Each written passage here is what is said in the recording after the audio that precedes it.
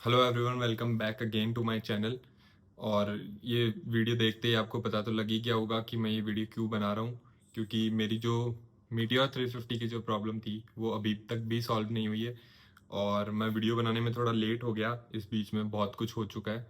सो उसका मैंने सोचा एक आपको एक अपडेट भी देता रहूँ साथ के साथ। और कल को कोई लीगल कॉन्सिक्वेंसेस भी होते हैं तो उसमें भी एक एविडेंस की तरह ये चीज़ वर्क कर सकती है। सो बेसिकली लास्ट मैंने बताया था कि मैंने थ्रॉटल बॉडी चेक करवाई थी और वो भी समस्या नहीं थी। उसके बाद भी मेरी बाइक में जो मीटियोर 350 है, जो न्यू यूजर्स हैं उनके लिए बता दूं, मीटियोर 350 में अभी भी सेम प्रॉब्लम आ रही थी even after changing the throttle body. और अब इस चीज़ को लेके 1 महीना और 5-7 दिन आराम से हो चुके थे। और अभी भी मल्टीपल टाइम्स, कम से कम 10 से 15 बार मैं विजिट कर चुका था उनकी वर्कशॉप। बट अभी भी प्रॉब्लम रिजॉल्व नहीं हुई थी। और थ्रॉटल बॉडी ही हमारा एक लास्ट रिजॉर्ट था उस मोमेंट तक कि थ्रॉटल बॉडी का ही इशू है। अगर थ्रॉटल बॉडी चेंज हो जाती है तो बाइक सही हो जाएगी। बट थ्रॉटल बॉडी उस टाइम अवेलेबल नहीं थी। और वो अवेलेबल जब हुई तो मैंने लगवाई। और 10 तारीख को थ्रॉटल बॉडी लगी थी, 9 तारीख को थ्रॉटल बॉडी लगी थी और सेम ही प्रॉब्लम कर रही थी। तो उन्होंने बाइक रख ली। और 10 अप्रैल तक का मैंने वीडियो बनाया था कि मैं बाइक दे के आ चुका हूँ, अब देखते हैं क्या वो प्रॉब्लम बताएंगे। तो 10 तारीख की शाम को ही मुझे वापस कॉल आता है उनकी तरफ से कि आपकी बाइक फिक्स हो चुकी है। और फाइनली फिक्स हो चुकी है, क्योंकि अब काफ़ी हो गया था कि पूरे वर्कशॉप में ही सबको लग रहा था कि हाँ, ये इस बाइक में ऐसी ऐसी प्रॉब्लम है। मैनेजर जो थे वो बाइक को खुद से पर्सनली देख रहे थे, चेक कर रहे थे, टेस्ट कर रहे थे। तो जब मैं गया वहाँ पे तो मैनेजर के भी मुंह पे एक स्माइल थी, मेरे भी मुंह पे बहुत बड़ी एक स्माइल थी। और हमने हैंडशेक किया। और मैंने उनसे पूछा कि क्या प्रॉब्लम थी बाइक में, तो जो जिसने इतना परेशान किया सबको। तो उन्होंने बताया कि जो थ्रॉटल बॉडी और जो इंजन का आगे का जो होता है, टनल टाइप जो भी बोलते हैं उसको, उसके बीच में एक रबराइज्ड कोई चीज़ होती है, एक ट्यूब टाइप होती है बेसिकली। तो उसमें हल्का सा पंचर था। और क्योंकि वो पंचर की वजह से जो हवा थी, जो प्रेशर था वो बन नहीं पा रहा था और प्रेशर बाहर आ रहा था। तो एक डिजायरेबल प्रेशर बन नहीं पा रहा था उसके अंदर। और उस वजह से आरपीएम्स बहुत ज़्यादा फ्लक्चुएट कर रहे थे। बहुत ही नॉर्मल सी चीज़ थी वो, रबराइज्ड जो भी चीज़ थी उसके कुछ ऐसे कोई टेक्निकल चीज़ भी नहीं है वो। तो वो उन्होंने कम्प्लीटली चेंज भी कर दी बहुत इजीली। और उन्होंने बोला, मैंने बाइक चला के भी देख ली और बाइक बिल्कुल स्मूथ चल रही है और कोई दिक्कत अब नहीं है बाइक में। तो मैं बड़ा खुश था उस चीज़ को लेके। तो उन्होंने बोला एक बार चला के देख के आइए आप।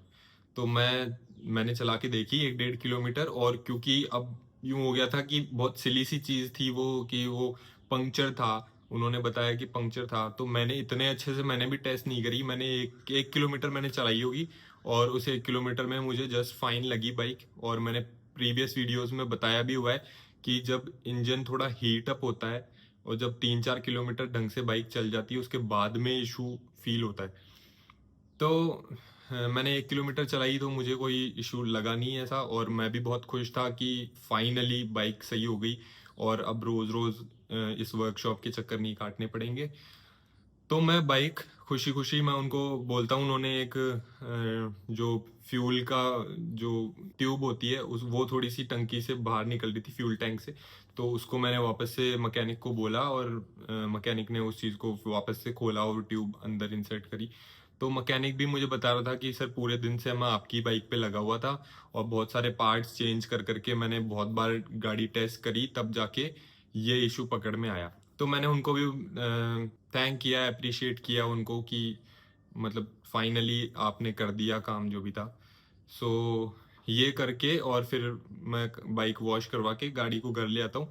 तो घर लाते हुए मुझे बार बार वो पेल्पिटेशंस टाइप हो रही थी, बार बार घबराहट हो रही थी कि वो सेम प्रॉब्लम मैं अभी एक्सपीरियंस ना कर लूं, क्योंकि वो एक बहुत बड़ा ट्रॉमा बन चुका था मेरे लिए 1 से 1.5 महीना।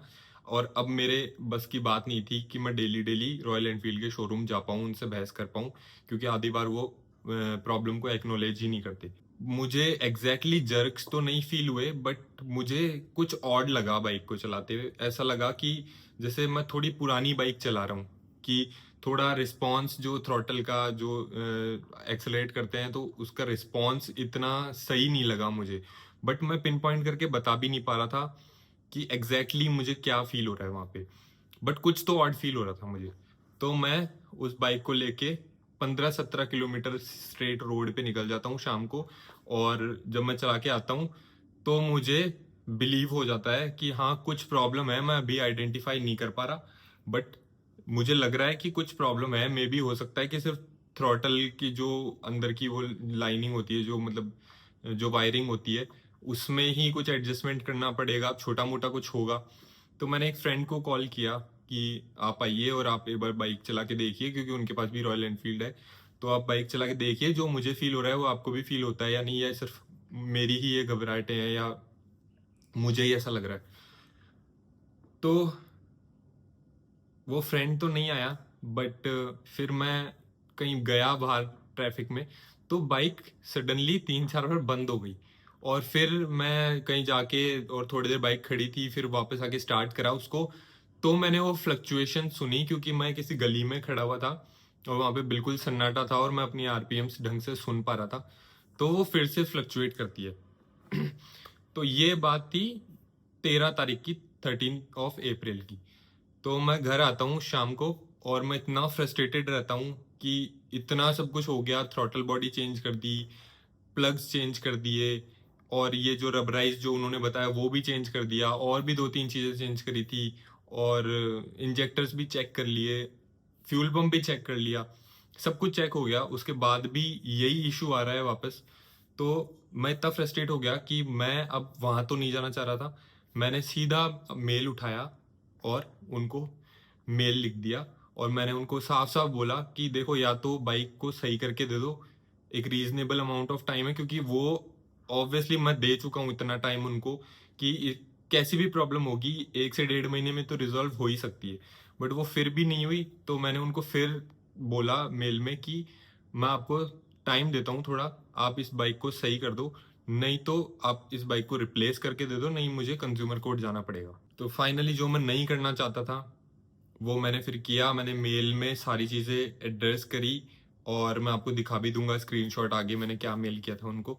और उनका लकीली अगले ही दिन सुबह 9-10 बजे के आसपास उनका रिप्लाई भी आ गया। और 11-11:30 बजे के आसपास मुझे रॉयल एनफील्ड से कॉल भी आ गया। और फिर उन्होंने कॉल पे उन्होंने पूछा मुझसे कि सर क्या दिक्कत है, जबकि अभी तक नहीं पूछ रहा था कोई भी कि क्या दिक्कत है, आपकी प्रॉब्लम सॉल्व हो रही है नहीं हो रही है। बट उस दिन बड़े प्यार से उन्होंने बात करी कि सर आपकी क्या प्रॉब्लम है, और ऐसे ऐसे आपने, अच्छा ये हो गया, अच्छा ऐसे ऐसे हो रहा है क्या, तो आप आ जाइए एक बार। उन्होंने 2 दिन बाद का फिर से मुझे टाइम दिया कि आप अपना टोकन नंबर लिखवा लेना, और फिर जब आपका नंबर आ जाएगा तो मुझसे मिल लेना और मैं सही करवा दूंगी। तो उनके पास फिर मैं गया। तो लकीली वहाँ पे टोकन नंबर भी मुझे नहीं लेना पड़ा इस बार। तो सारी ये चीज़ें बाईपास हो रही थी, जबकि पहले भी हो सकती थी। बट पहले उनका एक प्रोसीजर था सब चीज़ों को कि आपको वेट करना पड़ेगा, आप 9 बजे आए हो तो 11 बजे आपकी बाइक ली जाएगी, 2-2 3-3 घंटे आपको वेट करा जाएगा। इस बार मेल लिखने के बाद ऐसा कुछ भी नहीं हुआ। मैं सीधा गया और मैंने 2-5 मिनट मैं उनकी प्रीमाइसेस में खड़ा था, और आगे से चल के मैम आई। मैंने मैम को बस बताया कि वो कॉल पे बात हुई थी अपनी, और उन्होंने तुरंत बाइक ले ली, उन्होंने जॉब कार्ड खुलवा दिया, और उन्होंने बोला आप जा सकते हैं, हम बाइक को देख लेंगे, और आपका जो भी इशू है आपने बता दिया, अब हम आगे हम चेक कर लेंगे क्या दिक्कत आ रही है बाइक में। तो 16 अप्रैल को मैं बाइक देके आ चुका था।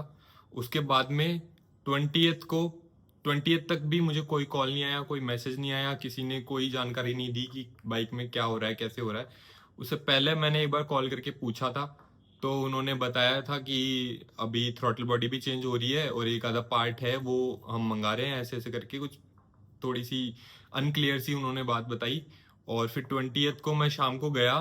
तो अब जो बंदे की जिसमें मैंने कंप्लेंट भी लिखी थी मेल में कि ये बंदा ट्रीट भी ढंग से नहीं कर रहा मेरी बात को, और मेरी शक्ल देख के इसको चिढ़ होती है, तो वो बंदा भी अब स्माइल करके मुझसे बात कर रहा है। और वो भी हंस रहा है कि सर आपकी बाइक में प्रॉब्लम सॉल्व ही नहीं हो पा रही, और मतलब 2-3 चीजें हमने देखी है, बट क्योंकि 2-3 चीजें एक साथ रिप्लेस करेंगे हम, तो आरई हमको अलाउ नहीं करता। तो हम आरई का एक एग्जीक्यूटिव बुला रहे हैं यहाँ पे, और उसके सामने ही बाइक को जो भी पार्ट्स हैं वो रिप्लेस करके और आपको मिल जाएगी बाइक। मैंने बोला कब तक मिल जाएगी? तो उन्होंने बोला कि कल शाम को हो जाएगा सब कुछ डन। तो मतलब 21 की शाम तक फाइनलाइज हो जाएगा, जो भी रहेगी बात आपको बता देंगे। अब आज 24 हो गई है और आज तक भी मुझे कोई कॉल नहीं आया। अभी मैंने सुबह उनको कॉल किया तो उन्होंने बोला कि चल रहा है उसमें काम, तो उन्होंने अभी भी कुछ क्लियर आंसर नहीं दिया। और मैंने जब उनसे मैनेजर के नंबर मांगे तो उन्होंने टेक्स्ट किए मुझे मैनेजर के नंबर, और मैंने वो जब उस पर कॉल किया तो वो फ़ोन बंद आ रहा है। तो मैं फिर से अभी अनसर्टेन हूँ कि बाइक सही हो पाएगी नहीं हो पाएगी, मुझे रिप्लेसमेंट मिलेगा नहीं मिलेगा, क्या करना पड़ेगा। मैंने फिर से उनको एक मेल भेज दिया है, उसका भी आप स्क्रीनशॉट देख सकते हो। और फिलहाल के लिए मैं भी बहुत अनसर्टेन हूँ कि क्या होगा क्या नहीं होगा। सो ये एक वीडियो था, मैंने सोचा आपको बता दूं। और रॉयल एनफील्ड लो तो सोच के लेना, क्योंकि ऐसा हो सकता, मैंने सोचा नहीं था कि बाइक में इतनी सारी प्रॉब्लम आएंगी, और वो भी रॉयल एनफील्ड जैसी बाइक में। मतलब दिक्कत आ सकती है बट फिर सॉल्व भी तो होनी चाहिए ना, ज़्यादा से ज़्यादा 1 दिन 2 दिन 5 दिन 10 दिन में सॉल्व हो जानी चाहिए। बट उसको हो चुका है अब 2 महीने होने को आए हैं। मतलब फर्स्ट वीक ऑफ मार्च से अभी 24 अप्रैल अभी हो चुकी है। ऑलमोस्ट 2 महीने होने को है और अभी तक भी बाइक सही नहीं हो पा रही। मुझे पता नहीं रॉयल एनफील्ड बस नाम का रॉयल है या फिर क्या बात है, क्योंकि मेरा ट्रस्ट इस ब्रांड से ख़त्म हो चुका है और मैंने बस पैसे लगाए हैं इस बाइक में, इसलिए मैं इतना माथापच्ची कर रहा हूँ। वरना आगे से मैं किसी को रॉयल एनफील्ड रिकमेंड भी नहीं करूँगा, और मैं नहीं चाहूंगा कि मेरा कोई भी नोन रॉयल एनफील्ड ले। तो अगर आप भी रॉयल एनफील्ड लेना सोच रहे हैं तो सोच समझ के लीजिएगा। आपके पास टाइम हो, मैंने पिछली वीडियो में भी बोला था, आपके पास टाइम हो तो आप रॉयल एनफील्ड लीजिएगा। आपके पास टाइम नहीं है माथाफोड़ी करने की, आप बिल्कुल एक वाइट कॉलर पर्सन हो जो अपने काम से मतलब रखता है और जिसको माथाफोड़ी करनी नहीं आती, तो आप रॉयल एनफील्ड मत ही लो। आप इससे अच्छा स्प्लेंडर ले लो, क्योंकि वो ज़्यादा रिलायबल है इस बाइक से। तो इस बाइक को मैं आज के टाइम पे कहीं बाहर नहीं ले जा सकता, और अब ये सही भी हो जाती है तो भी मैं इसको बाहर ले जाने से कतराऊंगा, 10 बार सोचूंगा। क्योंकि अगर कहीं दूर जाने के बाद में दिक्कत आती है फिर उसको मैं कहाँ तो छोड़ के आऊंगा, कहाँ खड़ी करूंगा, कहाँ वर्कशॉप में धक्के खाऊंगा वहां उस जगह जहां मैं होऊंगा। तो बड़ी समस्या है। मतलब बाइक ना लोगों का ड्रीम होता है कि मेरी फर्स्ट बाइक होगी तो उसको मैं ऐसे रखूंगा, इतना चलाऊंगा, यहाँ जाऊंगा बाइक लेके वहां जाऊंगा। और ये मेरी फर्स्ट बाइक है जो मैं ओन करता हूँ मेरे नाम से, और वो बाइक इतनी प्रॉब्लम्स दे रही है मुझे। तो सही में बहुत ही घटिया एक्सपीरियंस रहा मेरा रॉयल एनफील्ड के साथ। ये मेल भेजने के बाद थोड़े से कोऑपरेटिव हुए हैं वो लोग, बट उनकी तरफ से भी कोई क्लियर आंसर नहीं आ रहा। अब बस वो स्वीटली बात कर रहे हैं बट कोई क्लियर आंसर नहीं दे रहा, कोई अकाउंटेबल नहीं है कि सर ये दिक्कत है और इतने दिन लगेंगे और ऐसे ऐसे होगा। कोई कुछ बोलने को तैयार नहीं है। सब बोले हाँ सर हो जाएगा, सर हो जाएगा, थोड़ा टाइम लगेगा, थोड़ा टाइम लगेगा। तो ये थी आज की वीडियो, और जो मैंने मेल अभी किया है उसका रिप्लाई भी मैं जब आएगा तो उसका भी एक वीडियो बना दूंगा। और इस बीच में 2-3 दिन का मैंने उनको टाइम दिया है, तो अभी देखते हैं 2-3 दिन में क्या रहता है। मेरी बाइक आती है या नहीं आती, या फिर उसमें फिर से वही समस्या आती है, या क्या कुछ भी होगा, जो भी होगा मैं सब कुछ आपको अपडेट करता रहूँगा। और इस बारे में, इस पूरे इंसिडेंट के बारे में मैंने छोटी छोटी चीज़ें बहुत डॉक्यूमेंट करी है, तो उनको मैं एक साथ एक फुल फॉर्म वीडियो में प्रॉपर बता दूंगा कि कैसे क्या हुआ था। पूरा एक वीडियो में सब कुछ सम अप कर दूंगा, ताकि जो और लोग रॉयल एनफील्ड लेना चाह रहे हैं उन तक बात पहुंचे और वो लोग भी अवेयर हो, प्लस उनसे मुझे भी थोड़ा सपोर्ट मिलेगा। और ये मैं आपसे भी रिक्वेस्ट करना चाहूंगा कि इस वीडियो को लाइक कर देना और सब्सक्राइब कर देना, क्योंकि मैं चाहता हूं कि ये वीडियो ज़्यादा से ज़्यादा लोगों तक पहुंचे और इस वीडियो को थोड़ा रीच मिले, ताकि मेरी जो प्रॉब्लम है वो एड्रेस हो रॉयल एनफील्ड की तरफ से, और उनको मजबूरन होके ये काम, ये जो प्रॉब्लम है वो रिजॉल्व करके देनी पड़े। So stay tuned for the next updates and do like this video and subscribe this channel, and bye.